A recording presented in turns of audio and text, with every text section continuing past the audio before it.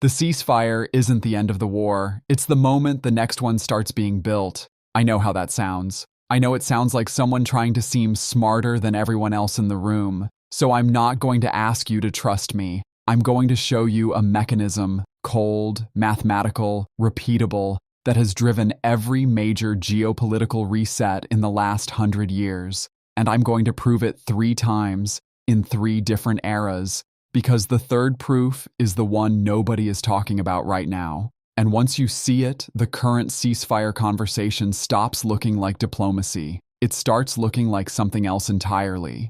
But first, you need to understand something that almost no analysis ever actually explains. Wars don't end because people get tired of dying. That's the story we tell ourselves. The real reason is colder. Wars end when the underlying system, the money, the energy, the logistics, the alliances, hits a mathematical wall.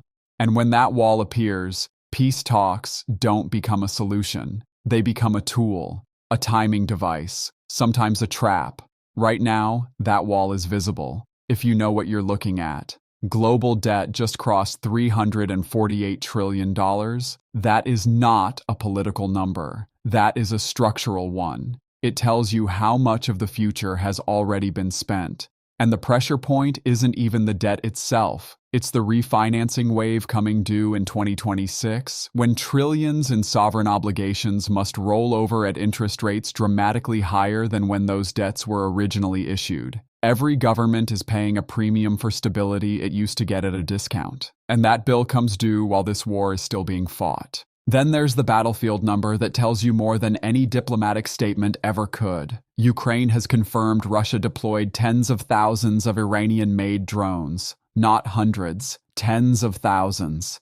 That scale of industrialized attrition isn't a military tactic. It's a production equation. It tells you whoever is running this war on the Russian side is thinking like a factory manager, not a general. So when you see the word ceasefire in a headline, stop.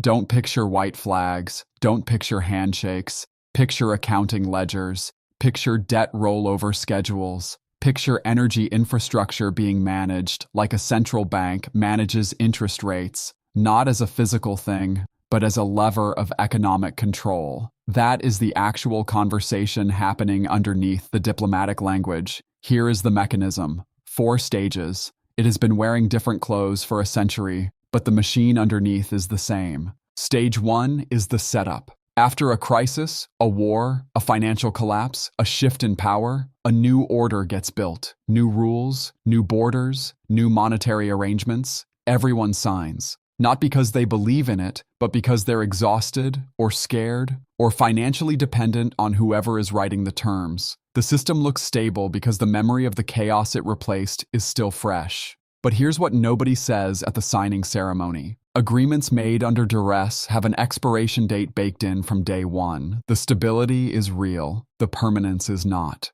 Stage 2 is expansion and overextension. The winners start printing promises, financially, militarily, diplomatically. Debt grows, commitments multiply. The system expands into spaces it was never designed to manage. And this stage is the one that feels the best. It looks like prosperity. It looks like progress. It looks like institutions working. But underneath, the system is growing faster than anything designed to hold it together. Stability curdles into complacency. Complacency becomes leverage. And leverage, piled up beyond what anyone can service, becomes fragility.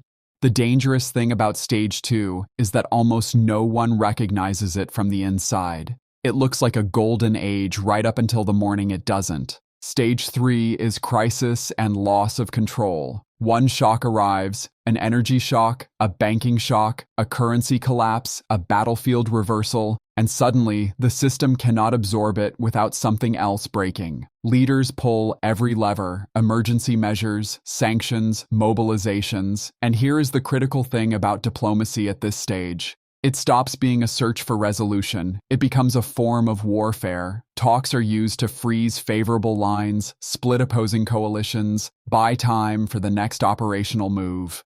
In stage 3, the failure of peace talks is often not a failure at all. It is the intended outcome, dressed in the language of sincere effort. Stage 4 is the inevitable outcome. The old order resets. Borders harden or dissolve. Currency arrangements break or mutate. And peace, when it finally arrives, is a contract written by whoever could still finance their state, secure their energy supply, and sustain the production of force. Not by whoever had the most compelling moral argument, by whoever still had capacity when the music stopped. That is the machine.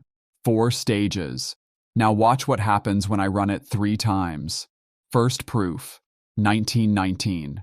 The First World War ends, the map of Europe is redrawn, Germany is assigned reparations that, structurally, amount to forcing a defeated industrial economy to fund the recovery of the nations that defeated it. The peace treaty looks like a settlement, but look at the balance sheet underneath it.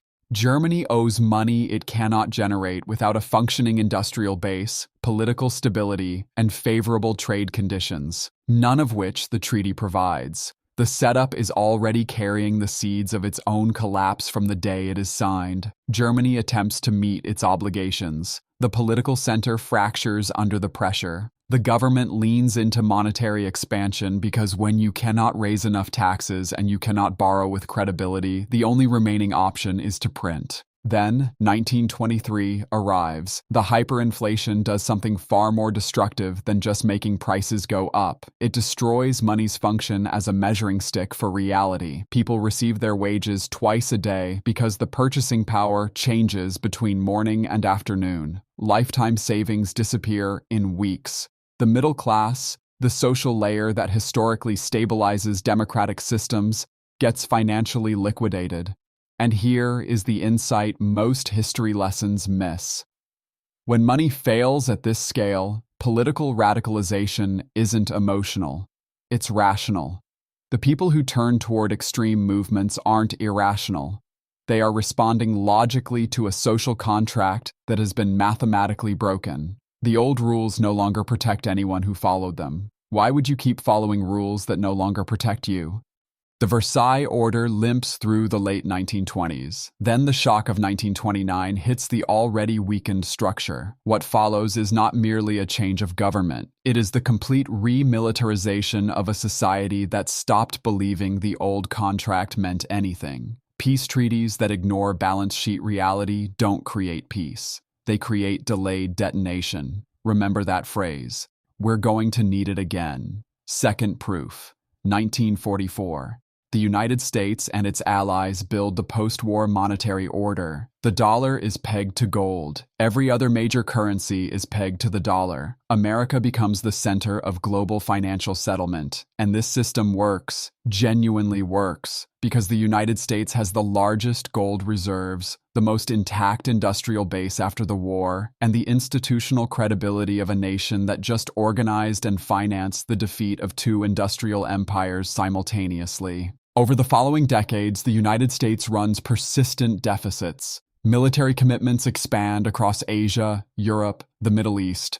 Social programs expand domestically. Dollars flow outward into every corner of the world economy. Foreign governments accumulate those dollars as reserve assets, holding American promises as the foundation of their own financial systems. And those promises keep growing until the total value of dollar claims held by foreign governments exceeds the gold supposed to back them. The foundation has quietly shifted from metal to faith, and faith is a far less stable material than gold. Nixon ends dollar convertibility into gold. This gets taught as an economic policy decision. It wasn't. It was a public admission that the promises made under Bretton Woods had grown beyond what the system could honor. Then, the 1970s deliver the compounding shock. Oil. Stagflation. The simultaneous conditions of inflation and stagnation that orthodox economics said couldn't coexist. Both things break at once. That combination is fatal to the existing order. A new arrangement emerges. The world keeps using the dollar, but under a completely different logic. No hard anchor, no gold. Instead, a system dependent on energy pricing agreements, capital flow management, and military credibility. The gold promise dies, but the empire doesn't die with it. It mutates. It finds a new operating system. The reset preserves the center of power while changing everything about how that power is exercised. Not a story about presidents, not a story about political mistakes, a story about what happens when promises outlive the structural capacity to honor them. Now the third proof. This is the one nobody leads with, but it's the most important one for understanding what's happening right now. The late Soviet system. After the Second World War, the USSR becomes a superpower with its own bloc, its own security architecture, its own competing ideology exported as an alternative to the American model. The peace in Europe is maintained by fear, by militarized borders, and by the credible threat of force on both sides. Cold stability. But it holds. Over decades, the Soviet model struggles with what centrally managed economies always struggle with: honest resource allocation, genuine productivity, maintaining social contracts that require a rising quality of life. Military competition with the West consumes enormous productive capacity. The state's promises keep expanding while the ability to fulfill them quietly deteriorates. Not dramatically, not with an announcement, slowly.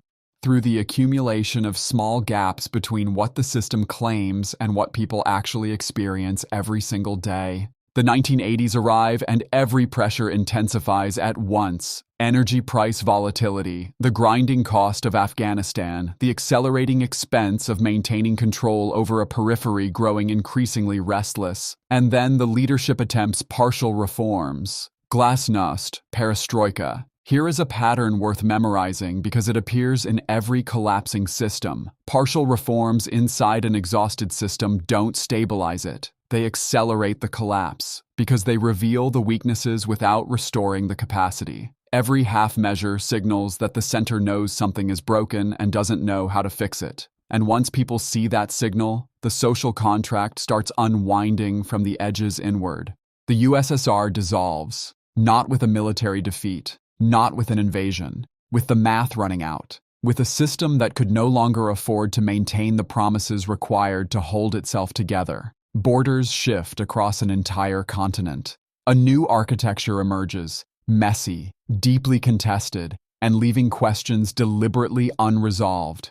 Questions that are, in the most literal sense, still driving geopolitical conflict today. Same four stages: setup, expansion, and overextension, crisis and loss of control, inevitable outcome, 3 different eras, 3 different costumes, 1 machine. Now apply it to the present. The post-Cold War and post-2014 Ukraine framework is stage 1. For decades, global stability ran on 3 reinforcing pillars: American-led security guarantees formalized through NATO and bilateral commitments, energy flows integrated into global trade in ways that made Western and Eastern economies structurally interdependent, and a financial system centered on the dollar that gave the United States enormous leverage over any country wanting access to global capital markets. After 2014, after Crimea, after the first Donbass conflict, the world tried to manage the fracture with ceasefires and diplomatic agreements. Those agreements were signed, and then they were violated, repeatedly. This is not a detail. It is the most important data point for understanding what ceasefire actually means as a mechanism right now. The record already proves that in this conflict, formal agreements function as operational pauses, not as resolutions. The system believed it could contain the fracture through rules, through borders, through diplomatic frameworks. That's the setup. And like every setup in this pattern, it was real stability built on a foundation that was already cracking. Stage 2 is what happened after February 2022. The conflict stops being a regional dispute and becomes a systemic contest. Weapons production rates, energy infrastructure targeting, drone manufacturing scale, long-range strike capabilities, economic endurance. These are now the actual dimensions of the war. And when a war becomes an endurance contest, it attaches itself to debt markets and energy markets like a parasite. $348 trillion in global debt is not a background statistic. It's the environment in which every government funds every promise: defense, welfare, reconstruction, interest payments, everything at once. the 2026 refinancing wave is a countdown. When trillions in sovereign debt must roll over at current interest rates, the price of money becomes a geopolitical variable. Every government in this conflict is simultaneously managing a war and a balance sheet that grows more expensive to carry every single quarter.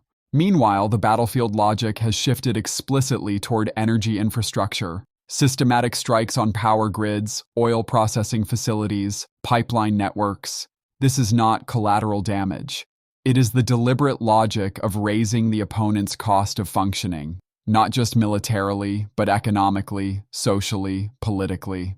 When the lights go out in winter, it is not a military problem. It is a social contract problem. And the side that can sustain its own infrastructure while degrading the others is not just winning battles. It is writing the terms of whatever settlement comes next. Stage 3 is where we are right now. And this is the stage that requires the most careful reading, because it is the stage where the language of peace becomes the language of war wearing a different suit. Watch what's actually happening. New US brokered talks, shifting venues, Abu Dhabi, potentially Switzerland, potentially Turkey. The instability of where negotiations happen tells you something important about the instability of what is being negotiated. Diplomatic frameworks being pushed from multiple directions, none converging toward resolution. While the public hears the word talks, what is actually occurring is something colder. Timing management, leverage positioning, exhaustion calibration. Each side is not asking, how do we end this? Each side is asking, how do we end this in a way that doesn't reduce our position in what comes next? Those are not the same question. And when parties are answering different questions at the same table, the talks cannot succeed. They are not designed to succeed. They are designed to generate a record of having tried. Russia's negotiating posture has included demands specifically constructed to be unacceptable, like suggesting Zelensky should travel to Moscow to demonstrate sincere readiness for peace. Analysts called this deliberate humiliation, but it's not a blunder. It is a stage 3 tactic. In this phase, you don't use diplomacy to find resolution. You use it to create asymmetric advantage, to split coalitions, to freeze territorial lines that favor your current position, to normalize gains that would have been unthinkable 3 years ago, to buy operational time for the next push while the other side believes a solution is close. And the kinetic reality hasn't softened to match the diplomatic language. Tens of thousands of drones confirmed. That is not the posture of an actor preparing to make a final settlement. That is the posture of an actor managing the pace of a longer contest. So what does ceasefire actually mean inside Stage 3? It means stopping what is currently expensive and preserving what is currently advantageous. You pause certain strikes to protect your own inventory. You give your infrastructure repair crews time to work. You rotate exhausted forces, replenish depleted stockpiles, reposition logistics for the next phase. You let the other side relax, just enough, just briefly, to make the next shock land harder than it would against a fully alert opponent. Ceasefire in Stage 3 is not a pause button, it is a reload. Stage 4, the inevitable outcome, is the part people resist most strongly, because it removes the comfort of believing the right moral argument wins. In Stage 4, the outcome is not determined by who constructed the most compelling case for justice. It is determined by who can still finance their state, who can secure their energy supply, and who can sustain the production of force. Every proposal in the current negotiating environment eventually collides with the same two questions: territory and security guarantees. This is not coincidence. Territory determines who controls the economic geography of the post-war period. Security guarantees determine who gets to enforce the new rules when the next crisis arrives. Those are not peripheral issues. They are the entire substance of what comes next. The fact that every framework stalls exactly there is not evidence that talks are failing. It is evidence they are working exactly as Stage 3 talks are designed to work, shaping the terrain of Stage 4 without resolving anything prematurely. Now step back and watch how cleanly the structure holds across the entire arc. The post-Cold War and post-2014 rules created the setup. The debt expansion, energy market integration, the architecture of sanctions, and the shift to industrial-scale warfare created the overextension, talks that function as leverage operations, venue instability, the deliberate weaponization of diplomatic language, escalatory infrastructure strikes. That is the crisis phase at full intensity. And the system is now moving, whether the public has processed it or not, toward the outcome. A forced rewrite of the contract governing this part of the world, written by whoever still has capacity when the math runs out.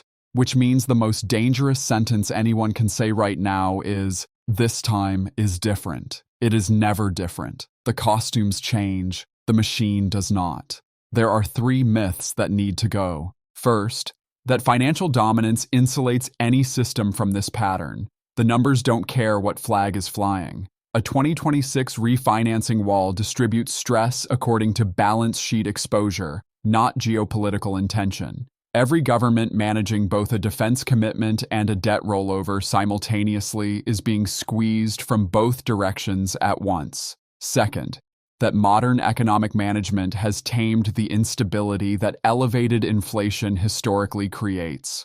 Global inflation remains elevated relative to the pre-2020 baseline. The world is paying a higher premium for stability than 5 years ago, and is simultaneously more exposed to energy shocks than at any point since the 1970s.